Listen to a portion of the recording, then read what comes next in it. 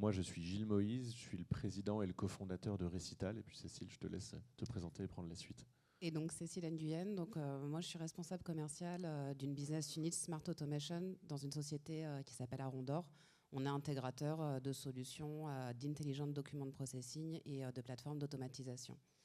Et donc effectivement, on a travaillé voilà, avec, on est en train de mettre en place chez la société Filet Allard, donc Filet Allard qui est le 6e courtier français, plus de 1500 collaborateurs, 300 millions d'euros de chiffre d'affaires, et qui avait lancé une consultation, donc c'était l'été 2023, une consultation qui a duré plus de 9 mois, pour choisir en fait un partenaire, un véritable partenaire dans la durée, pour mettre en place une plateforme d'automatisation de son flux sinistre et plus largement une plateforme d'intégration des documents entrants dans son entreprise. On commence effectivement par le flux sinistre et par ce périmètre, mais c'est un projet qui est vraiment global au niveau entreprise. Il s'agit pour Filet Allard de moderniser sa façon de travailler, et donc, il y a eu voilà, plusieurs acteurs qui ont été consultés au cours de cet appel d'offres, et on a été challengé à la fois sur les parties déliassage des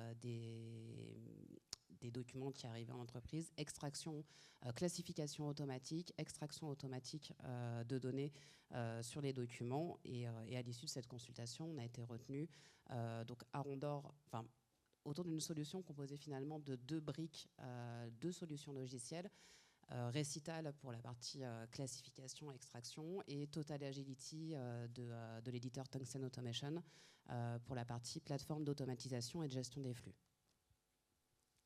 Donc, Tungsten Automation, qui est en fait anciennement Cofax. Voilà. Et donc une solution une solution globale composée de 2 briques logicielles, le tout fourni totalement en SaaS pour ce client et intégré complètement au SI de Filet Allard. Voilà, donc ça a été effectivement une consultation qui était assez longue, avec un certain nombre d'allers-retours à Bordeaux. Donc on a présenté la solution, l'architecture. Je pense qu'effectivement ce qui a plu, c'est à la fois la solidité d'Arondor, qui intègre des solutions de ce type-là depuis plusieurs années chez de nombreux assureurs. Enfin, je te laisserai parler de vos références, mais enfin voilà. Et nous, effectivement, qui avons une plateforme d'IA. Alors effectivement, aujourd'hui, qui ne fait plus d'IA, enfin, je veux dire, voilà. Nous, on a créé Récital en 2017. Moi, j'ai créé Récital après une thèse en intelligence artificielle dans le domaine. Et effectivement, dès le début, on a commencé à travailler sur une plateforme de traitement automatique des documents. Et donc, le traitement automatique des documents, c'est un ensemble de briques d'IA qui permettent d'automatiser le traitement de tout ce que vous êtes amené à recevoir.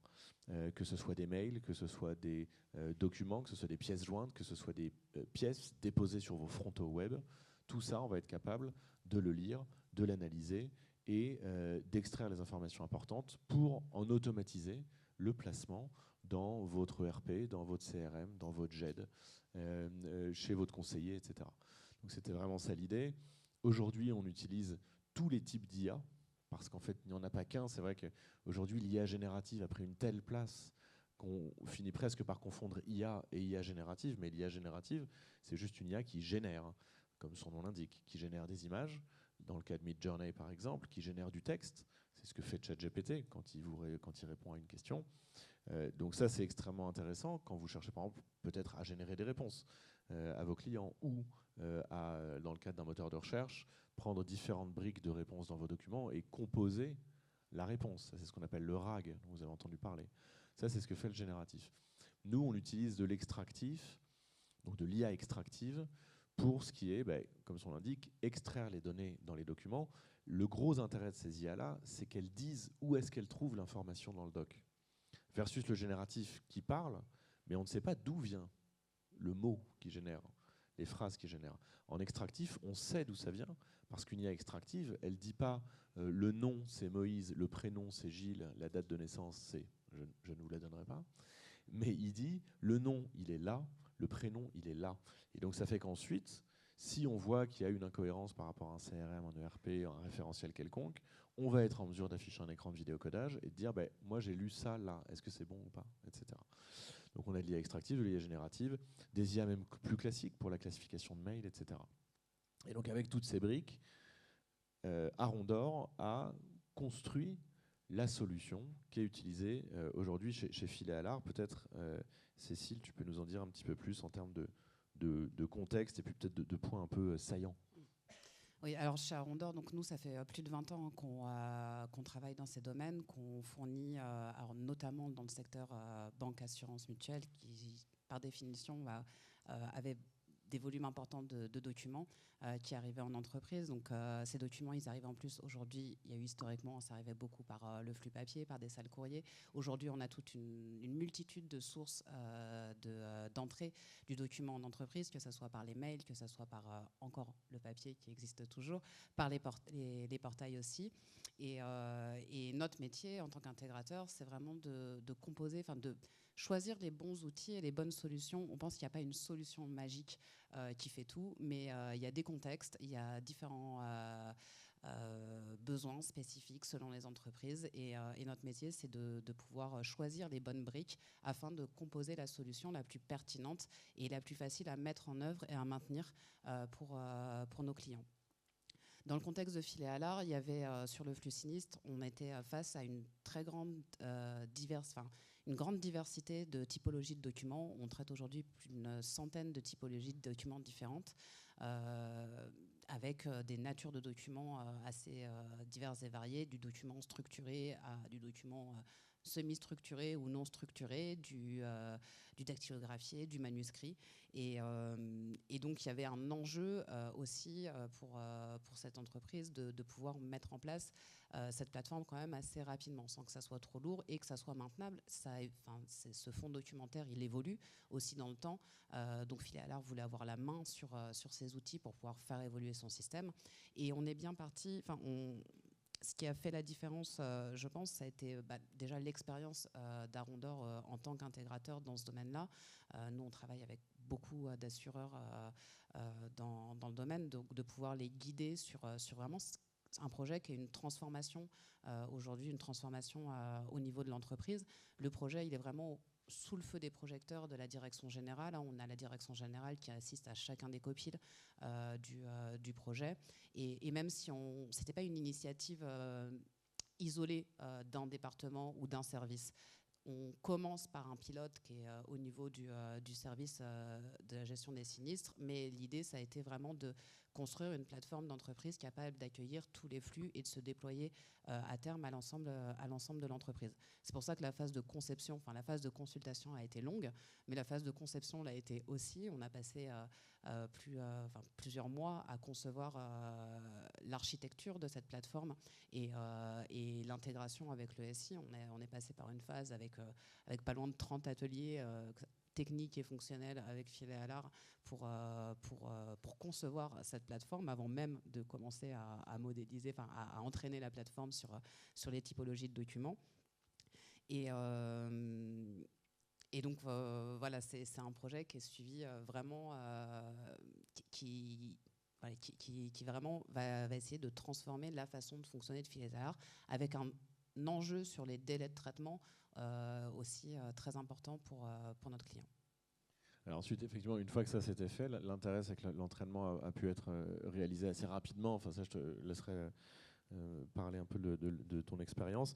Nous, maintenant, parce qu'effectivement, le temps passe et on n'a pas un temps malheureusement infini, nous, ce qu'on voulait faire aussi, c'était quand même quelques key takeaways. C'est-à-dire, en fait, on a ce projet-là qui passe en prod là, début janvier, qui est, bon, en tout cas, jusqu'ici, tout va bien et a priori, il n'y a pas de raison que ça change.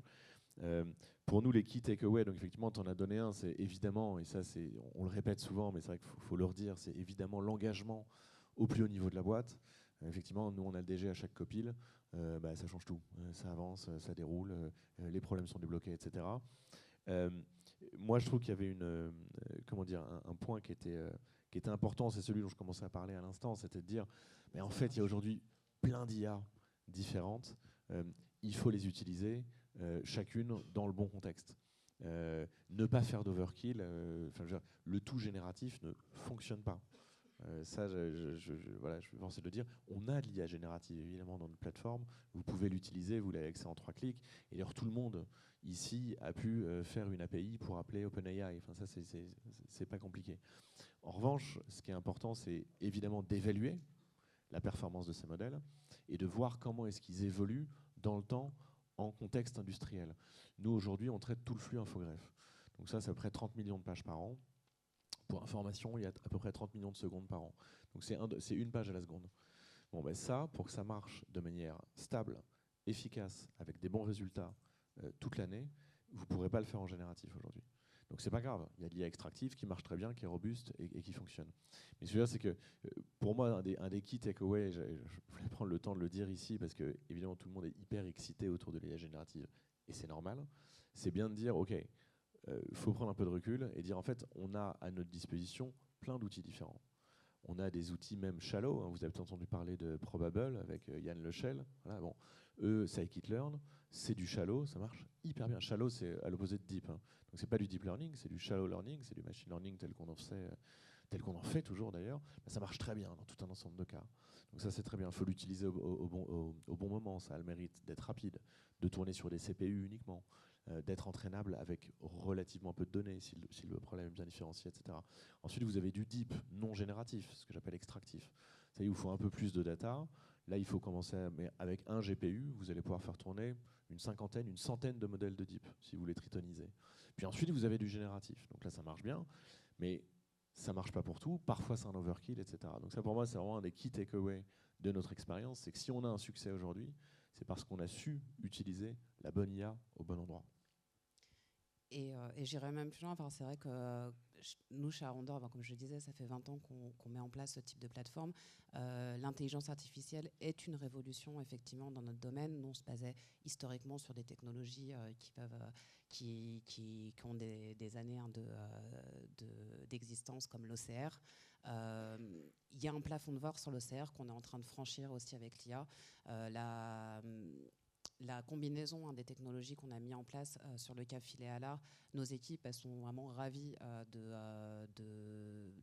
résultats qui sont apportés par la technologie Récital. On monte encore. Alors, on ne s'est pas caché auprès de Filet à l'art, hein, c'était aussi un premier partenariat. On n'avait encore jamais testé ça ensemble entre Arondor et Récital, mais nos équipes, étant composées d'experts dans le domaine de l'IDP, sont montées aussi rapidement en compétences sur la plateforme Récital et ont pu s'approprier les technologies pour pouvoir les coupler avec nos technologies plus historiques, avec notre partenaire Cofax aussi et sa plateforme Total Agility. Mais Récital nous a montré, alors il y avait des effets bluffants que les équipes nous ont montés, mais ils nous ont montré aussi une solidité. C'est vrai qu'aujourd'hui, au niveau de l'intelligence artificielle, il y a beaucoup d'initiatives, que ce soit au niveau de nouveaux acteurs qui arrivent sur le marché ou au sein des entreprises, sur des laboratoires innovation, des services innovation. Mais il y a une nécessité de passer à l'échelle et d'industrialiser le modèle, et pas juste que ça soit une simple expérimentation ou un POC qui tourne sur quelques documents. Quand on veut passer à l'échelle, après il y a l'expérimentation et il y a la vraie vie. Et la vraie vie, c'est des millions de documents à traiter, c'est des plateformes qui doivent être robustes, qui doivent pouvoir gérer les exceptions, qui doivent pouvoir aller finalement rentrer en production et amener de la valeur aux utilisateurs. Et ça, nous, on l'a trouvé avec Récital. Et donc aujourd'hui, on est confiant sur la robustesse de la plateforme qu'on a mis en place, qui va permettre de s'étendre et de pouvoir traiter des millions de documents à terme. Ah mais je comprends, la salle se remplit, mais c'est Peter Elias qui arrive. Je me disais, c'est pas possible, c'est Mick Jagger qu'on accueille là. C'est Peter Elias, ni plus ni moins. Est-ce que... Ouais, on va arrêter. Est-ce qu'il y a peut-être une question dans l'auditoire sur, effectivement, ce retour d'expérience de déploiement de l'IA chez Filet à l'art pour la gestion du flux sinistre? Déjà, bravo, effectivement, c'est une bonne réflexion. Non, mais est-ce qu'il y a une question sur ce sujet ou pas? Eh bien, dans ce cas-là, on va passer à la suite. Merci beaucoup. Bonne journée. Merci beaucoup.